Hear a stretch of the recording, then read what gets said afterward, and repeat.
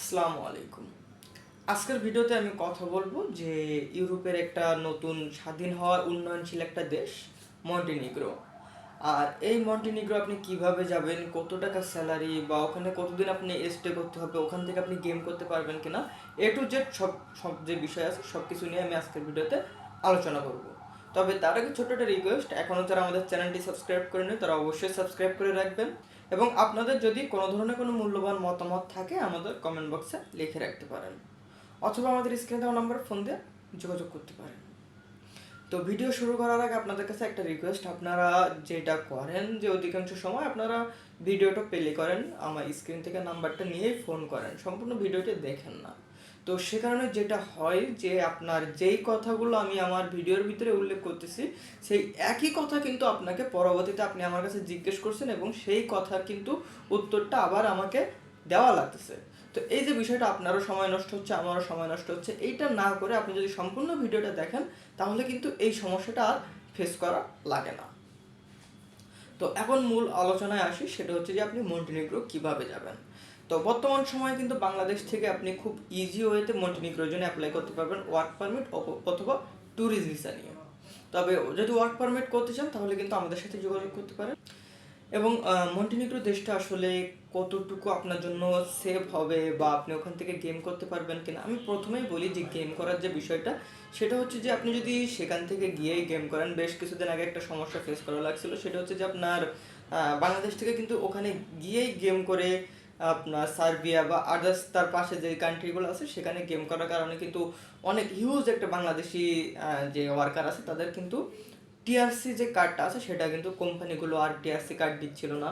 তো যার কারণে কিন্তু এটা একটা বাংলাদেশি যে পাসপোর্ট হোল্ডার আছে তাদের জন্য খুবই অপমানজনক একটা বিষয়। তো আপনারা অবশ্যই সেখানে যাবেন, গিয়ে যদি গেম করার খুবই প্রয়োজন হয় সেখানে 2-1 মাস কাজ করেন, 5 মাস 6 মাস কাজ করেন, টিআরসি পান, তারপরে আপনি কোম্পানির সাথে একটা নেগোসিয়েশনের মাধ্যমে আপনি কিন্তু গেম করতে পারেন। এরপরে যদি আপনার ওখানে কোন ধরনের কাজ অ্যাভেলেবল আছে সেটা যদি বলি, তো আমি তো আপনাদেরকে বলবো যে মন্টিনিগ্রো কিন্তু রিসেন্ট স্বাধীন হওয়া একটা দেশ, সেটা হচ্ছে 2006 সালে তারা স্বাধীনতা অর্জন করে সার্বিয়ার থেকে। তো সে কারণেই এই দেশটা কিন্তু বর্তমান সময়ে একটা আপনার উন্নয়নশীল দেশের যে ধারা আছে সেখানে আছে, যে তাদের যে কান্ট্রির যে বিষয়গুলো আছে সব কিছু ডেভেলপমেন্টের ভিতরে কিন্তু তারা আছে। তো সে কারণে সেখানে কিন্তু হিউজ একটা কর্মসংস্থানের ব্যবস্থা আছে, হিউজ একটা আপনি কাজের ক্ষেত্র তৈরি করে নিতে পারবেন।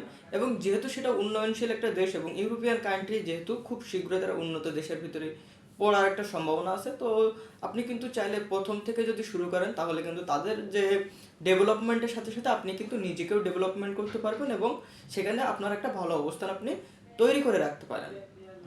আর যেহেতু মন্টিনিগ্রো একটা ডেভেলপমেন্ট কান্ট্রি বর্তমান সময়ে, তো আপনি কিন্তু সেখানে বর্তমান সময় সব থেকে বেশি যে কাজগুলো অ্যাভেলেবল আছে আপনার যে কনস্ট্রাকশন ওয়ার্কার যেটা আপনার আছে, ফ্যাক্টরির কিছু কাজ আছে যেমন কাঠের ফ্যাক্টরি, উড ফ্যাক্টরি, এরপরে আদার্স আপনার ওখানে যেহেতু আপনার একটা ট্যুরিজম কান্ট্রি, তো সেখানে কিন্তু হসপিটালিটির একটা বিশাল চাহিদা আছে।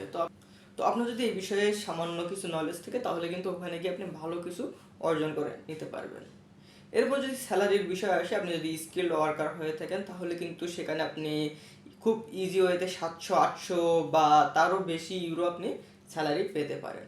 এবং সেখানে কিন্তু ভাষাগত একটা জটিলতা আপনি ফেস করতে পারেন, সেটা হচ্ছে যে সেখানে কিন্তু লোকাল কিছু ভাষা আছে কিন্তু তাদের নিজস্ব ভাষা নেই, তারা সার্বিয়ান কিছু ভাষা ইউজ করে, ক্রোয়েশিয়ান ভাষা ইউজ করে এবং তাদের যে লোকাল ভাষা আছে সেটা ইউজ করে। ইংলিশের ইংরেজির যে প্রচার ইংরেজির যে প্রচলন সেটা কিন্তু সেখানে একটু কম আছে, তো সেখানে আপনি ভাষাগত যে জটিলতাটা আছে সেখানে আপনি পড়তে পারেন। তো এই ছিল আজকের মূল আলোচনা, এবং আপনাদের যদি মন্টিনিগ্রোর ব্যাপারে আরও ডিটেলসে জানার প্রয়োজন হয় আপনারা কমেন্ট করে রাখতে পারেন অথবা আমাদের স্ক্রিনে যে নাম্বারটা দেওয়া আছে সেই নাম্বারে ফোন দিয়ে যোগাযোগ করতে পারেন।